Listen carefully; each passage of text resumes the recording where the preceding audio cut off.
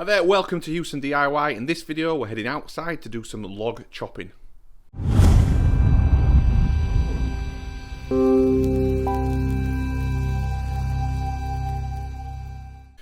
Okay, so we've got some logs in the garden that need chopping. So I'm going to use this machine we'll just show you now. Let me just show you this. So we've got this from Smith's Hire. It's a 5-ton log splitter, electric one, not petrol. So we're going to use this to cut some logs. So let me go around and show you some of the logs. So the logs are from some trees that we had chopped down a couple of years ago now, so they're seasoned quite well. We've had them in a wood store for ages, for nearly 2 years, so we should be good to get chopping.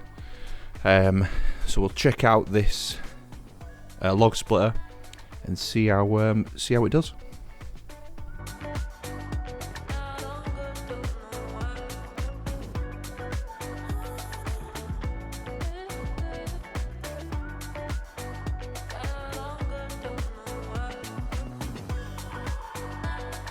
Got it all set out there to have a go.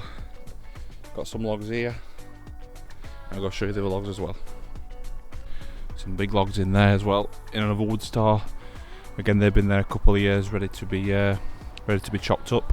So we'll get around the other ones today, and then we'll probably get on to them tomorrow.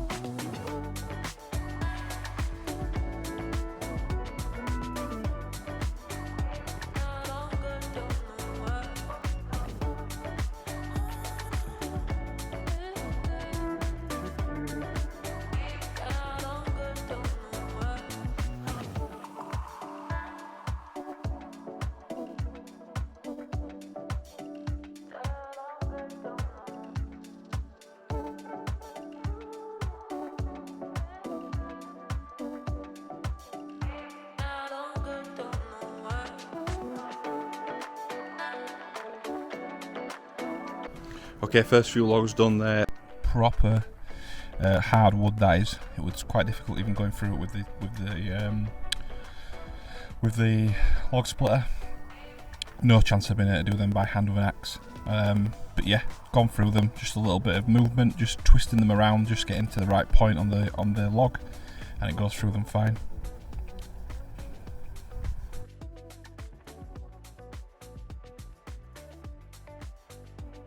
Okay, this side of the house, all the wood's cut. Got it all piled up down here. So you stack all that in there. But I'm not going to do that yet. I'm going to take the log splitter around the other side and start cutting the wood around the other side. Okay, so this is the wood this side. Got all this wood there. I'm going to set up and do the log split in this area. And then any bark or wood that I leave behind will get left in the back. Matilda, say hello.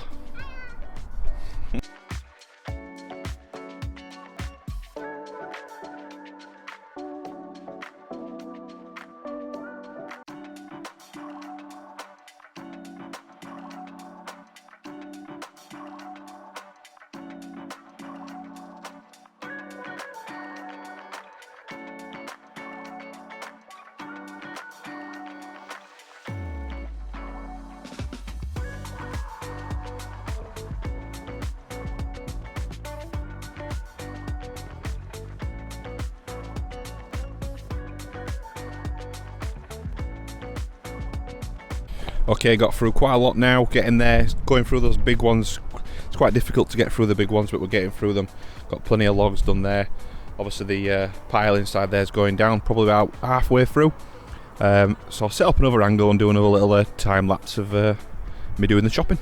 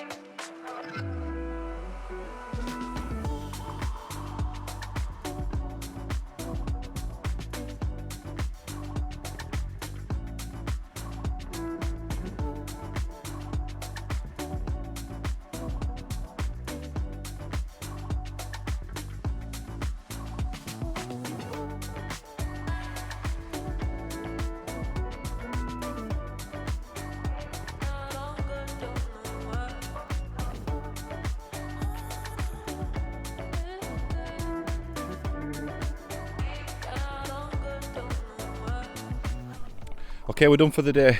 That's massively reduced now. Some big ones in there that we just couldn't split, so I'm not sure what we'll do with them. But we've got loads and loads of wood in the wood store now, Matilda.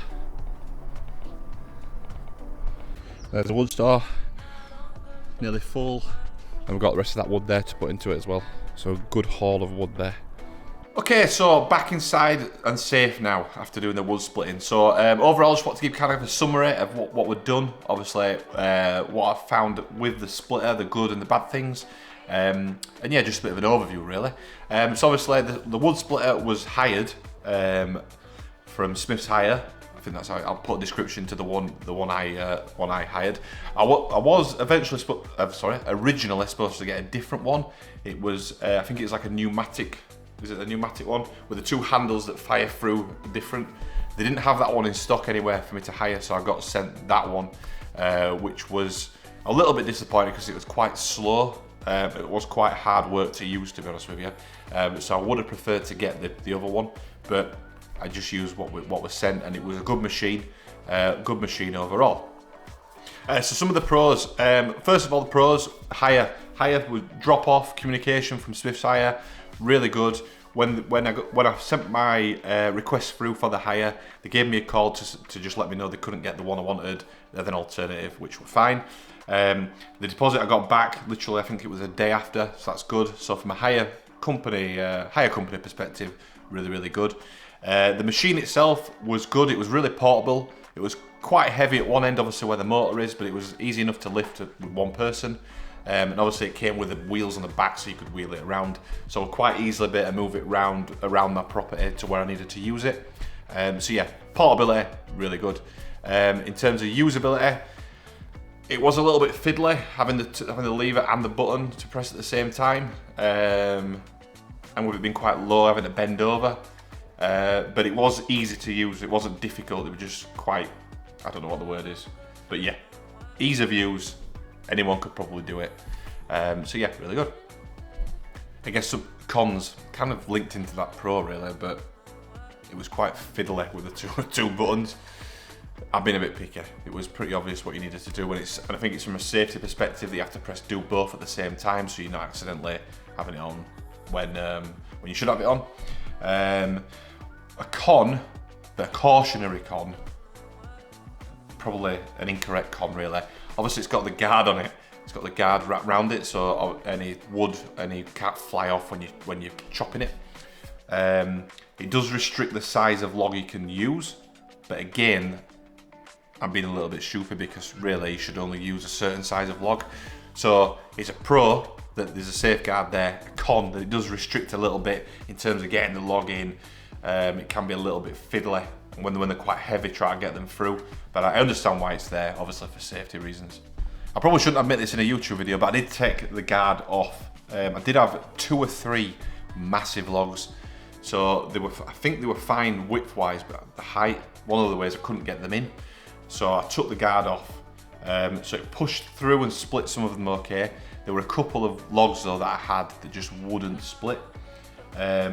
So I used other wood as like a lever to push the log through.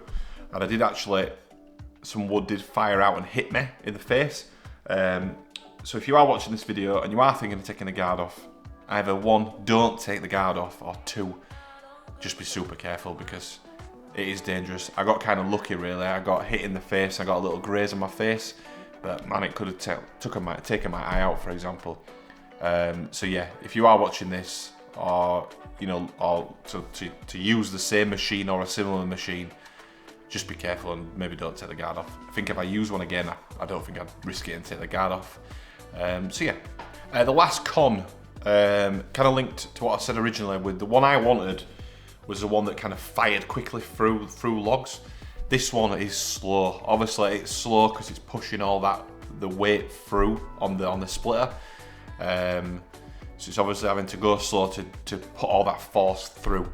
I guess if it went too fast, a machine like that, it probably, I don't know enough about engineering, things like that with motors, but in terms of a con, it is slow going. But